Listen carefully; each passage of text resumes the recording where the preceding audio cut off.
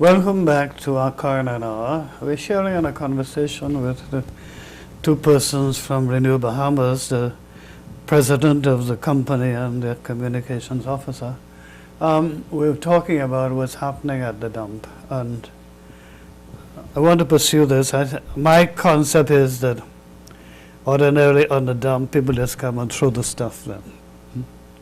Now, what you are aiming to do is to control the actual dumping, but in addition to controlling it, to recycle as much of it as possible, not only for a financial return, but also to what I call make a positive use of the waste. How does that come close to what you're actually doing? You sound like a seasoned specialist. I think we what we aim to do. You got to bear in mind the source of waste.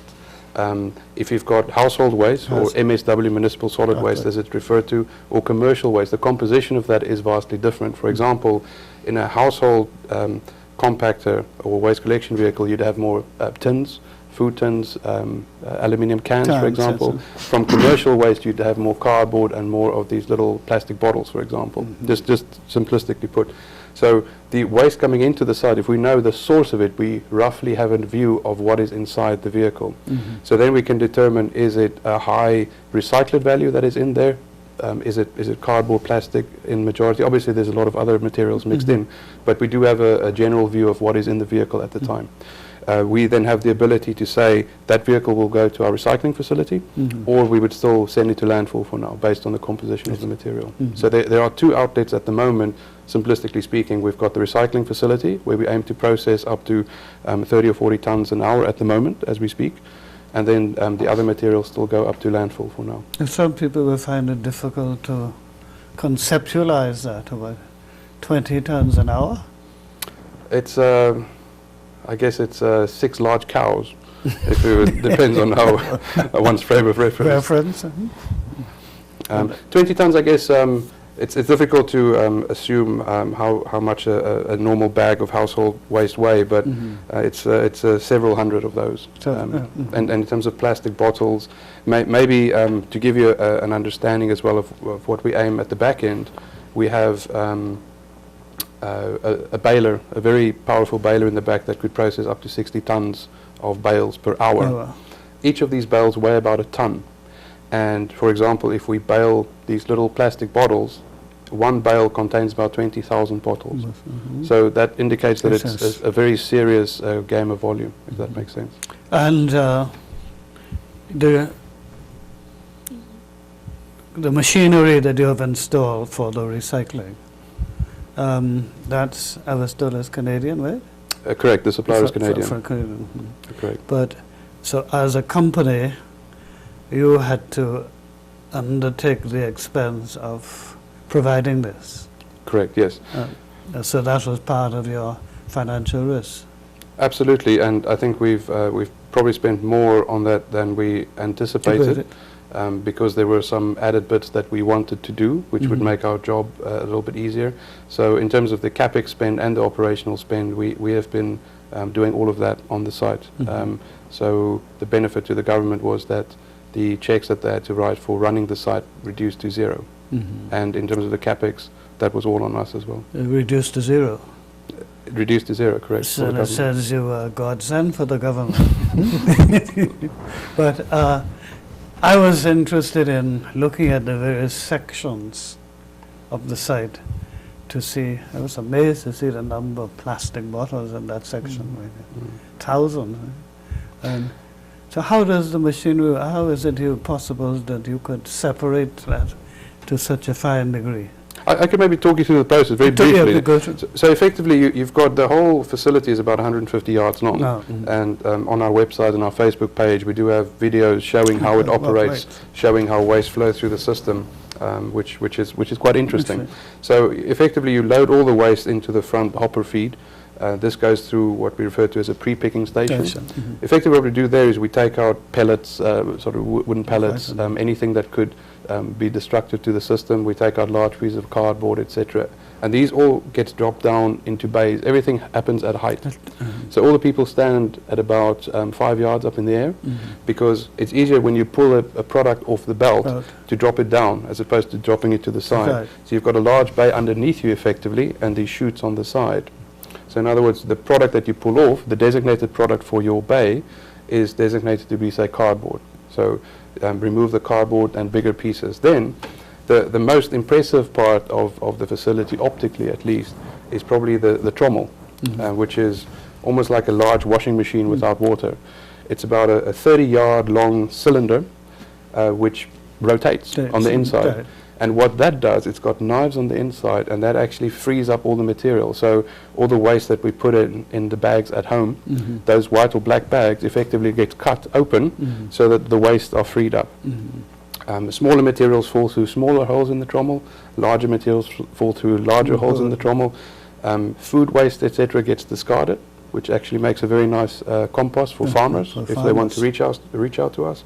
Then the other materials simply go through to 2 conveyor belts. So you've got smaller products and larger products going through on conveyor belts. And that's where most of our recycled staff is actually picking material. So once again, we have about 6 different bays where staff would be picking their designated material, whether that's plastic bottles, cardboard, whatever the case may be. And right at the back end, we've got magnets picking up cans, ferrous and non-ferrous material. And then whatever is not recycled falls off the back, effectively, and that would still go to landfill. And when you are finished that, you then deal with each section in terms of exporting. You have the machinery for compressing and Absolutely, yes. So we do have a baler, a very powerful baler, which compresses at about 3,000 psi. If you think the pressure in your tire is about 30, 32, depending on the type of vehicle, it compresses at about 3,000 psi. So it's a very, very powerful machine. It then pushes out the bales, it physically ties it off automatically, and then we have forklifts at the back that actually move these into containers ready for export. Now the fortunate thing in terms of the export market, it is a very mature market.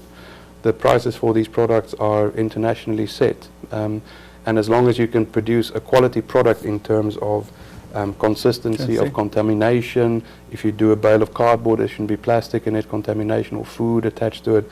If you can produce a product like that, you can actually get a fairly standard price in the international market. And we've already shipped off for cardboard in excess of 50 containers, and then we've also done some non-ferrous and plastic materials as well.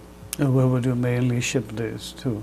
Back to China mostly. To China? I guess you would always look at where the mills are or where the majority of manufacturing activity is going on, because the main manufacturers would be looking to produce new boxes, for example, or they would looking to smelt and produce new plastics. So you'd always look at where the manufacturing capability are at that time. And so you have a ready market in terms of China? Correct, yes. And how would, what about shipping? How does it get? There are some very well-established shipping channels into Nassau as well. Obviously, Nassau and the Bahamas is a net importer of goods. So a lot of empty containers leave these shores. So it's a great opportunity for the shipping companies as well to actually have some full containers to be distributed elsewhere.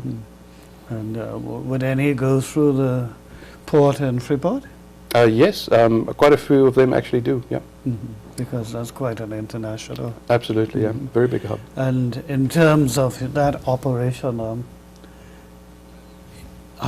what's the minimum amount you need to make that profitable? I mean, financially profitable. Sure. Bear in mind that the prices for the materials vary widely. Cardboard is, for example, a lot less valuable than plastic. You've got metal, depending on the grade. Depends on the mix, but we always in our minds, we say we need to do about 8 to 10 containers a day in order to break even and pay back the money that we've borrowed to embark on this project. At the moment, we're doing about 3. So we're aiming to ramp that up, but as you've seen, we've only launched it recently, so there are some operational matters we need to resolve in terms of adding shifts and ironing out issues. But you would have the volume you require. We believe we do, to make it financially. We thoroughly believe that the potential is there to make this model work. There's been a lot of people that said we can't do it. We thoroughly believe that we can. And what happens to the waste that then goes to the landfill? How is that handled? So at the moment, once again, it goes to landfill, as you rightly point out, and it goes to an unlined cell, as it has been used in the past. Once again, what we do is we aim to have that in a very small footprint. So it's effectively tip-on waste that's been deposited historically, and we try to keep that in as small a segment as possible. I think what we do have to realize, and what we aim to tell people, is that there are so many issues that do exist at the landfill. It is impossible to fix all of this at the same time. So what we try to do is a gradual correction of all these issues. So the first biggest impact that we wanted to make was extract a lot of these combustible materials. That was the first biggest impact. And then from there on, we would seek to remediate and reconstruct the landfill in conjunction with advice we give to the government. But in extracting the various materials at your site, then you are preventing the landfill from developing as it was before you took over. Absolutely, absolutely. Because there will be a difference, a major difference. Absolutely. You know, if you look at, obviously it takes a lot of volume to create one bale, but when you stand underneath those chutes and you see the amount of waste that is now being recycled as opposed to products going to landfill, it is really staggering. And you got to wonder how much of these products have been going to landfill for the last 30, 40 years. It is staggering, the amount of waste. Tell me about the metals. How much of that are you able to export? We are able to export most of it. Most of it? Oh. Yeah. Once again, the key is contamination. So in other words, if there's still a bit of food stuff left in tins, etc., it is a bit of a problem, and you'll get a price deduction, per se. However, we've got magnets at the back of the facility which helps us to extract most of the cans, bottles, etc. Yeah. Because I know the metals were a bit of a nuisance in the past because they contributed to a lot of the problems. But when we come back, as we take this next break, I would want to talk about what we need to say to householders in particular, as opposed to the more industrial waste. But we deal with the householders first. So we take our second break now.